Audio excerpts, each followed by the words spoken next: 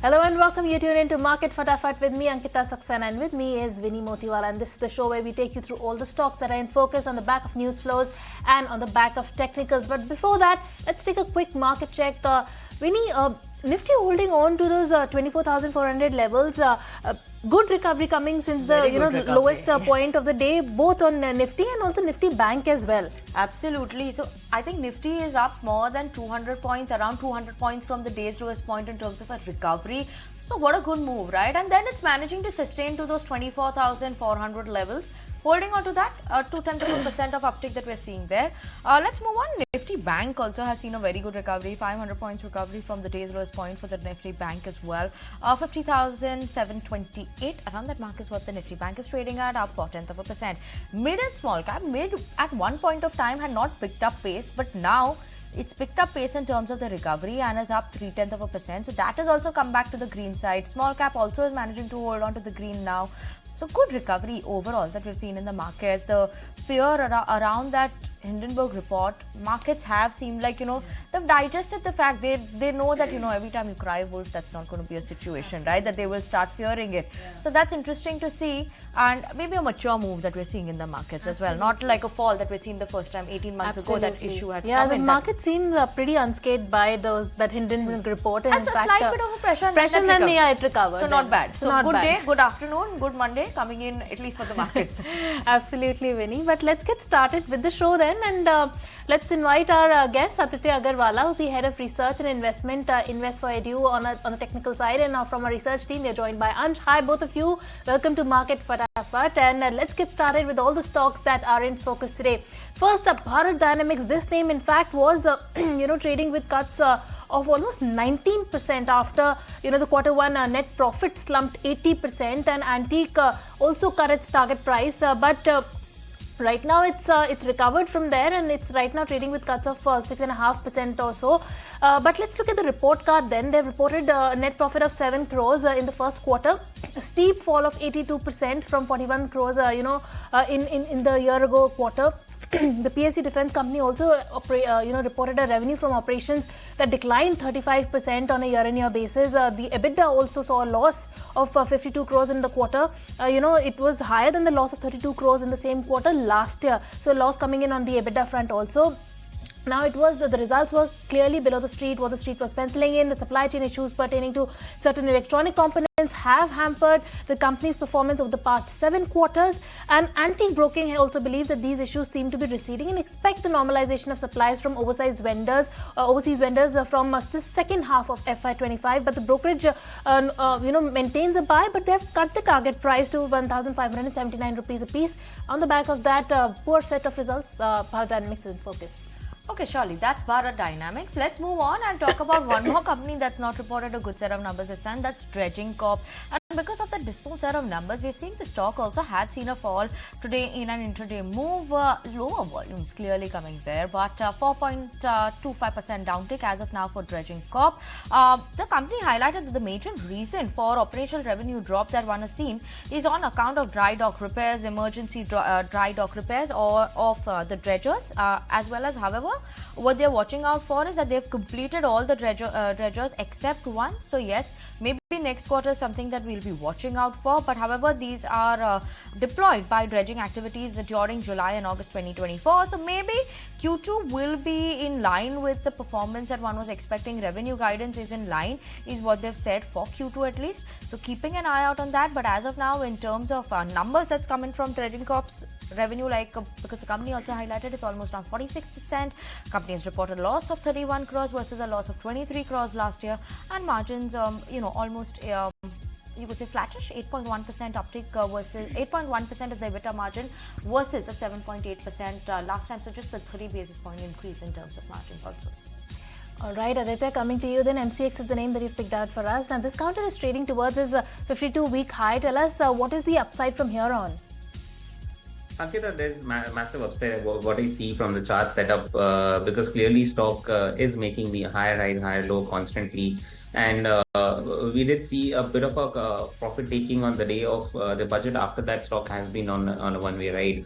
up. So clearly it looks like it's a strong going for the stock, and it's likelihood that the stock will continue its uptrend. On the upside, stock can easily test levels of 4550 to about 4600 in the near term. On the downside, 4400 is a good support area. Plus, if I plot a RSI and a moving averages, all of them suggest that the uptrend is intact here. RSI has entered into the bull territory again. So overall, it looks like a very healthy looking chart setup with a stop loss at 4400. I would be a buyer for a target of 4600 in MCX. Okay, let's move on to the next one. And Ansh, Balkrishna Industries, how are the numbers looking like for this one? Good, bad? What is it looking like?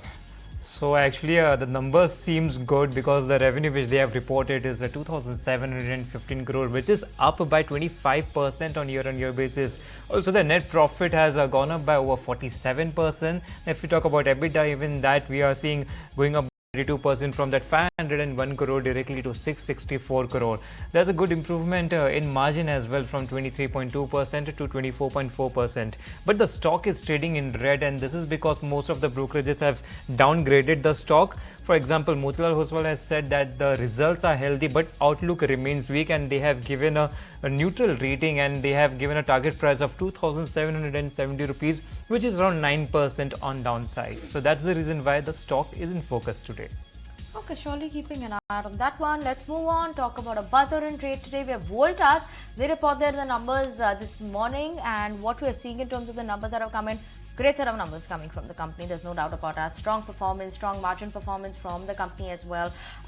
Obviously, there was a preponement in terms of the earnings that they were reported. So yes, we are waiting out for the con call, and when that will happen as well, should happen today, tomorrow. So keeping an eye on that. But strong numbers, EBITDA seeing a very good growth versus what the street was expecting. What we are seeing is there's 31% beat in terms of after 9 consecutive quarters that we saw a miss coming in for Voltas. So good move. Summers was quite harsh this time, but that is something that's supporting the growth. And the EMP business also of the division of the company, that also is in profit, and this is after 6 quarters of losses that this division had seen. So maybe that turnaround, what is the commentary coming in on this front? That will be interesting. AC division, EBIT also has seen a good jump on a sequential basis as well. So keeping an eye out on this one. 11% uptake, record high levels for Voltas, and obviously keep an eye out on that, 11% there. All right, coming to you, Aditya, then. Voltas is the counter that you picked out for us. Like Vinny said, a good set of results coming in on Voltas, and it's already, the share is trading with gains of 11% today, very close to its 52-week high. Tell us, is there more upside? Is there more room for air conditioning left? Oh, definitely there's more room for air conditioning left. In fact, I think there's ample room for air conditioning left, Ankita. Stock is trading at 52-week highs, and look at the massive volumes that you're witnessing in trade today. After a good consolidation phase, stock has broken out of that hurdle of 1550, 1560 that was acting as a resistance for some time now. And in trade today, it's broken out and how on that lovely volumes. So I think the uptrend that we are seeing in trade today, though the stock is up 11%, is likely to continue. You can easily see levels of 1700 to about 1760 on the upside. On the downside now, 1550 should act as an immediate support because that was a hurdle earlier. And look at the moving averages, the way they have acted as support for Voltas every time the stock has corrected. I think this is one stock which is going to see much higher levels if somebody wants to add this to the portfolio. And if I'm correct, I think Blue Star also reported good set of numbers. So this entire segment is doing well for itself and should be in the portfolio of most of the investors. Okay, surely keeping an eye out on that. More room for an up move that one could expect in Voltas. But on that note, we'll spin to a very short break. Don't go anywhere. After the break, more stocks will be there.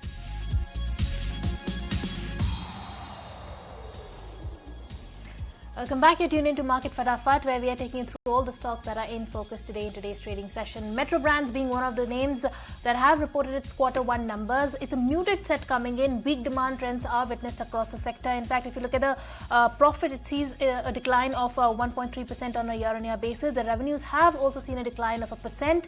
EBITDA margins also down 72 basis points on a year-on-year basis, and the EBITDA is also seeing a downtick of 3.3% on a year-on-year basis. So muted set of results coming in for Metro Brands. I remember just 2 days back, the stock had surged 7% on a new partnership with New Era Cap. But now with the Q1 results, weak set of results, the stock is trading with cuts of 2.5%. But we also had the management of the company on our channel. Let's go across and take a look at what the management had to say about the growth trajectory for the company. To 12 to 15% CAGR growth. It's a number we've maintained for many, many years, although we've blipped up and down a little bit, and this is one of those blip downs. We're confident that, we'll get back to those numbers relatively quickly. And so we see no reason that it happens. Don't forget, there's a lot of distraction to the discretionary income that's there, right? Whether it's you've seen the sales of secondhand cars and you've seen the sales of air conditioners, and travel is booming. So there's a lot more, discretionary spending dollars going to multiple aspects. However, we don't believe that we should not be beneficiary to the growth that's happening all over India. We've always guided to EBITDA north of 30%, right? So 30 to 35%. It blips up and down. Even last year, we were at 33%. This year, we're at 32%. So it's not like it's moving tremendously. We're very confident that we would stick to that range where EBITDA is north of 30. We guide that our PAT will be somewhere in the 15 to 17% range. The EBITDA will be north of 30. Okay, that is about metro banks. Let's move on and talk about HDFC Bank then. And Aditya, that's the stock you're talking to us about on technicals. Last 6 months, we've seen a bit of that up move. Finally, after not doing anything, we're seeing that up move come in for HDFC Bank. What is the target that you're keeping here? Vinny, I think 1800 is something just possible on an HDFC Bank from an immediate term target. Overall, it has broken out from a rounding bottom pattern after a good consolidation. So you see that sharp up move and then the correction in the stock, and then it went into a consolidation phase, rounding bottom pattern that we can call it. And from there, it's broken out in trade today on decent volume. So I think, and since the fact that the banks are outperforming in trade today, I think this is a trend which is likely to continue. Banks have been underperforming, so HDFC Bank could be the leader within the banking index. And I think HDFC Bank should be looked at on the downside. 1600 to about 1650 is a good support area. On the upside, 1800 is the first target. If that is taken out, maybe stock can also test levels of 1900. So keep these two targets in mind, 1800, 1900, and one should initiate fresh long positions in HDFC Bank, not purely from a trading perspective, but also add it to the portfolio for at least a quarter or so. Okay, surely keeping an eye on that one. Let's move on, talk about Trent. That's also in focus. We've seen Trent reported its numbers last week. Good set of numbers came in from the company, and that time the stock was buzzing in trade as well. And today, seems like that continuation is there in terms of the up move for the stock. Intraday record high levels is what one saw coming in for Trent. Volumes had doubled as well, and as of now, holding on to gains of 1.5% off the day's highest point. But why is it in focus today? Where Morgan Stanley that has upgraded the stock to an overweight from a previous equal weight rating. Target price, new target price of 7,400 versus the previous target price that was there was 4,800. So clearly now we're watching out for 7,400 for Trent. Other than that, what the company said that they failed to estimate the power of growth of compounding from 10th and well-devised business strategy that the company has. And now Morgan Stanley is recognizing Trent's growth potential over the medium term, and as its strategy remains quite intact. So yes, keeping an eye on Trent. Morgan Stanley surely still expecting a further up move there. All right, moving on then, Aditya, Kotak Bank, another banking name that you have picked out. This one, Aditya, has been trading in some sort of a range for the last 6 months. In fact, for the last 1 month, there's some bit of a consolidation that's coming in. Tell us, how do you read this chart for this one? Ankita, one of those banks, especially the private sector banks, which hasn't done anything for itself when the entire bunch of banking stocks have been going up. I think maybe it's time to look at a Kotak Mahindra Bank. I see some kind of buying emerge in the stock at current levels. And what is interesting, it is that taken support at key support at moving averages. So your 200 DMA, 100 DMA, all these, there's a confluence of moving averages, and stock has taken support at those key moving averages. From there, it is inching higher. On the upside, 1800 is the immediate resistance. So maybe I'll just watch out for this 1800 to be taken out decisively. If that is taken out maybe in trade today or tomorrow, this is one stock which can actually see a good upside potential. 1930 is what I'm eyeing on the stock at current levels. That is a good risk to reward. On the downside, 1740 is a good support area. So overall, looks like a decent one. With the stop loss at 1740, the target of 1900, one can definitely look at buying the stock at current levels. can look at buying the stock at current levels. That's the word on Kotak Mahindra. But let's move on to some life insurance companies and updates over there on the insurance sector. Now, life insurance sector has seen a decent premium growth in the month of July of around 14%, with HDFC Life outperforming peers by a large margin. Let's go across to Anurag Shah, who's joining in with us of how the updates was looking like for the month of July for life insurance. Anurag, what's the update that you're picking up here? So, life insurance industry has shown a total premium growth of 14% in month of July.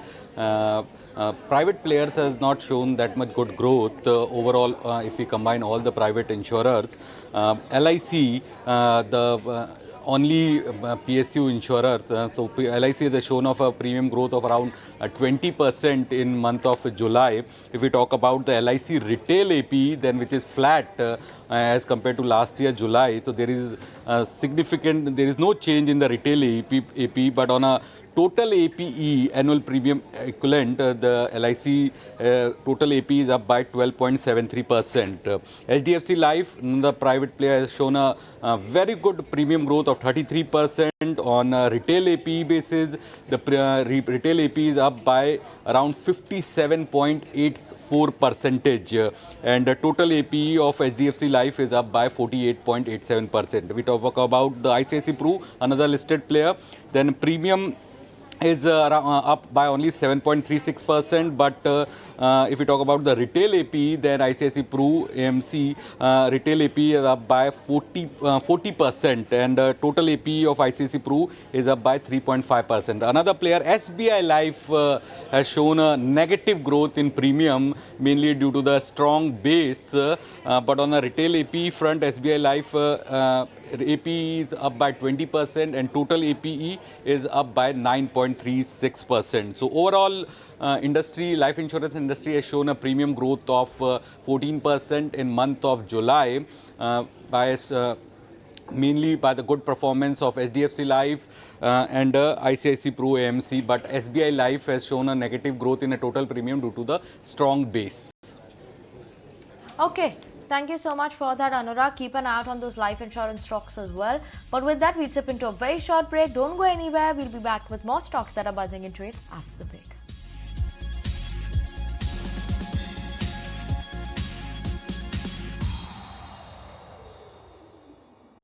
If you like this video, then like, share and subscribe to ET Now.